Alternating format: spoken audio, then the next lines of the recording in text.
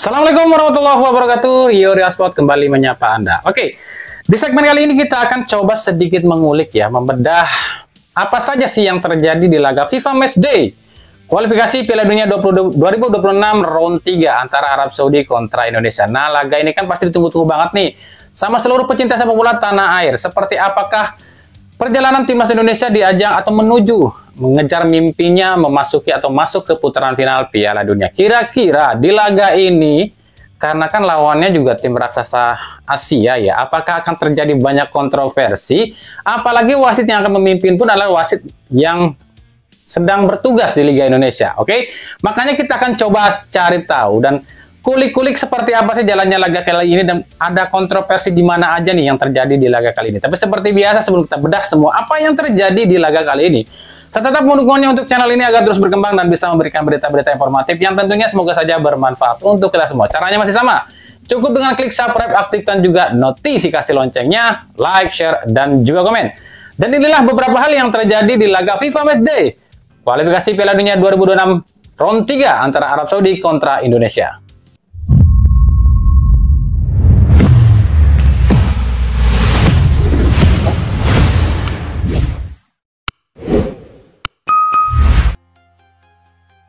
Inilah beberapa hal yang kami amati di laga Arab Saudi kontra Indonesia di round 3 kualifikasi Piala Dunia 2026 zona Asia.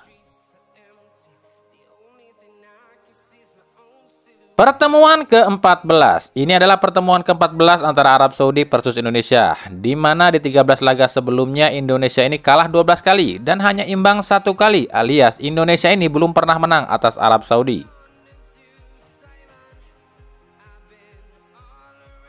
Debut, ini pertama kalinya Martin Paes ini debut di timnas Indonesia sejak disumpah WNI sekitar 2-3 bulanan yang lalu ya.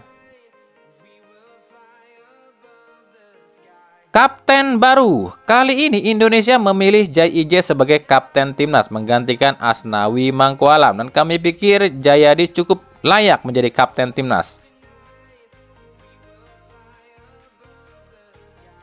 Penonton, tahukah kalian jumlah penonton yang hadir di laga ini itu sekitar 5 ribuan ya, 4.800-an lah. Tapi tahukah kalian 80%-nya itu adalah supporter timnas Indonesia. Bahkan pemerintah Arab Saudi, ada pihak Federasi Arab Saudi merilis jika sebagian tiket yang dijual untuk supporter Arab Saudi malah dibeli oleh supporter Indonesia, yang artinya supporter Indonesia, jatah supporter Indonesia itu sudah melewati batas ya.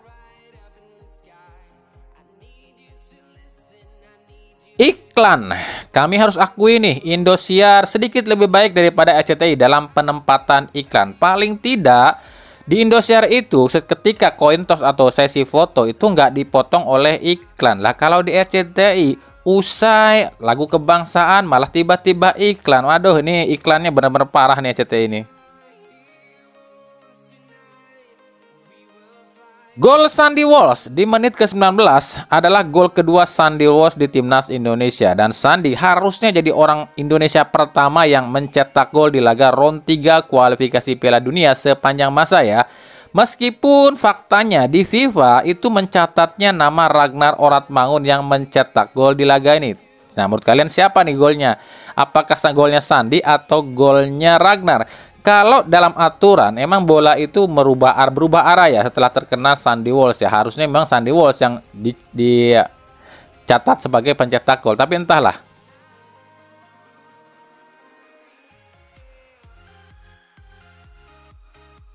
Gol Musab dari Arab Saudi di menit injury time babak pertama ini memang ya gol ya harus 100% gol lah. Karena bola seperti ini akan sangat sulit antisipasi oleh kiper manapun. Bola deflected yang berubah arah seperti ini emang ya kiper juga pasrah ya.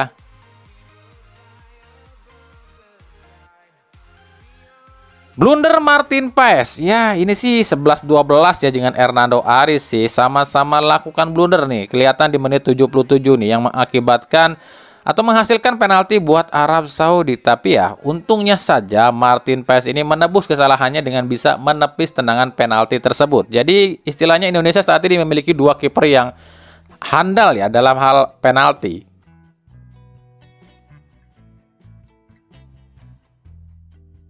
Nah, save Martin Paes di menit ke-92 ini sangat-sangat krusial nih bagi timnas Indonesia. Andai saja Martin Paes nggak bisa menghalau bola serangan seperti itu, ini Indonesia udah pulang dengan tanpa poin nih. Tapi ya inilah yang diharapkan dari seorang Martin Paes, bisa memberikan ketenangan di bawah mistar dan juga penyelamatan-penyelamatan heroik seperti ini.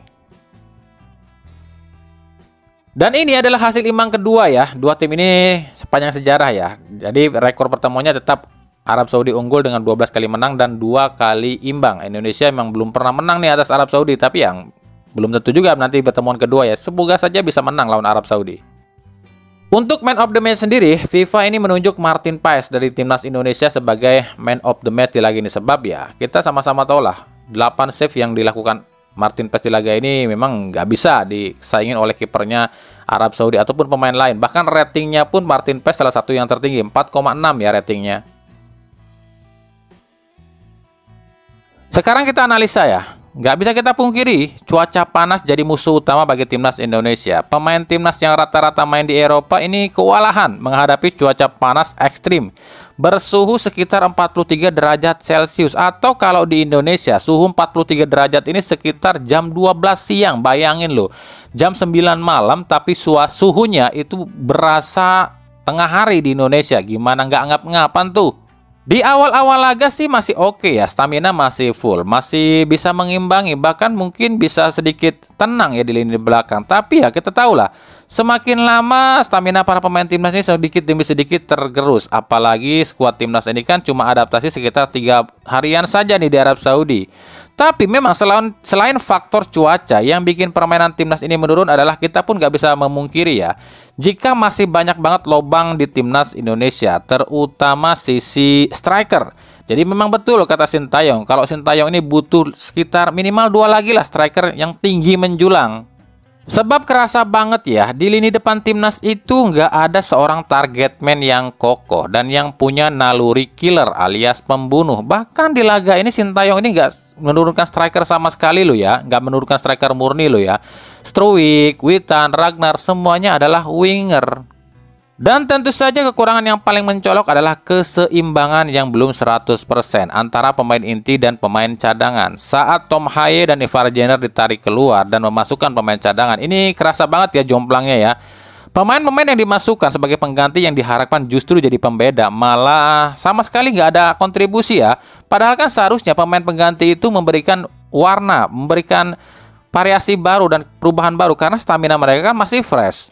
Tapi beda dengan pemain timnas Indonesia, saat dimasukkan justru penurunan malah turun performanya. Berbeda banget ya dengan Arab Saudi. Tiap pemain yang dimasukkan justru memberikan dampak signifikan, terutama pemain asal AS Roma nih, Abdul Hamid ya, yang justru malah mengacak-acak pertahanan Indonesia. Ini terlihat banget ya, Jai Ijes ini pontang-panting loh membersihkan lini pertahanan timnas ya, meskipun Rizky Ridho dan Calvin Verdong tampil apik. Tapi tentu kita kalau nggak ditopang oleh 2 jangkar seperti babak pertama yang dibantu oleh Toha dan Ijong, ya akan berantakan kayak babak kedua ketika Tom Haye atau Toha dan Ijong ini tarik keluar. Maka kita akan tunggu nih siapa pemain selanjutnya yang akan masuk ke timnas. Apakah Sigles, Eliano Reiner, dan Mauro Zylstra atau mungkin yang lain. Yang pasti kita benar-benar butuh sosok striker tangguh di lini depan. Kebab ya, percuma kita main kalau nggak bisa mencetak gol. Untuk Martin Paes sendiri, kami pikir di laga debutnya sih tampil cukup apik ya. Meskipun ada satu blunder yang hampir jadi petaka, tapi ini bisa dimaklumi ya. Sebab dia ini kan baru gabung ke timnas sekitar 2-3 harian. Ya susah, kalau harus bisa menyatu 100% dengan gaya main Sintayong itu kami pikir ya butuh waktu yang lama. Kalau harus langsung instan ya nggak ada yang bisa.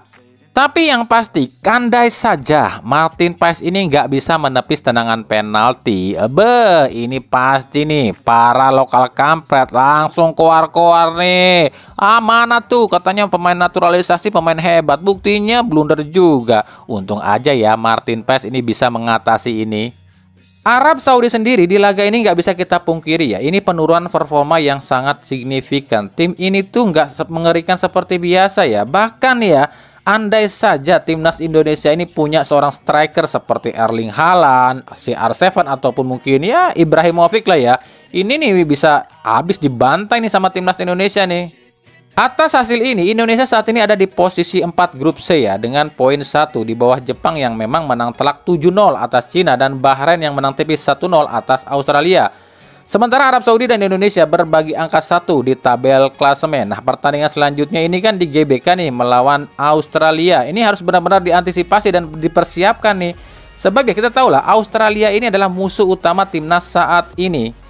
Ya semoga saja Erick Thohir ini bisa segera memberikan penyerang-penyerang yang tangguh buat timnas dan juga beberapa pemain yang untuk menutupi. Ya kita gini aja deh, nggak masalah nantinya Erick Thohir ini mau menambah berapapun pemain diaspora kalau memang hasilnya akan lebih bagus. Sebab ya kita nggak bisa mungkiri juga kejomplangan yang sangat terasa ketika kita menggunakan pemain diaspora dan pemain lokal atau Liga 1 ya. Meskipun pemain Liga 1 ada yang bagus juga, Witan, Ridho ini bagus juga. Tapi ya kelasnya mungkin ya kita bisa bilang satu tingkat di bawah pemain diaspora lah ya. Jadi nggak usah banyak protes atau apa nah kalau nantinya Erick Thohir menambah terus pemain diaspora. Karena ya inilah realita kita. Kita butuh menang. Kita butuh keseimbangan 11 pemain utama dan 11 pemain cadangan ya.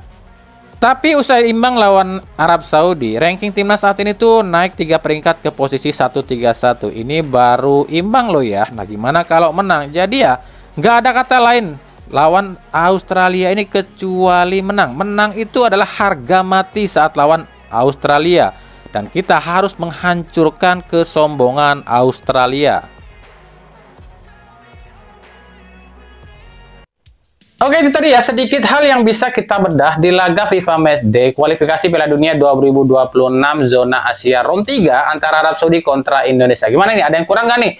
Kalau memang ada yang kurang pembahasan kami, silahkan saja ya tulis pendapat kalian ataupun masukan kalian di kolom komentar. Makanya ikuti terus berita seputar sepak bola, khususnya Liga Indonesia dan pernak-perniknya hanya di Rio Reasport. Terima kasih yang telah menyaksikan video ini dan mengunjungi channel ini. Kritik dan saran selalu kami nantikan di kolom komentar atau di media-media sosial kami yang ada di bawah ini.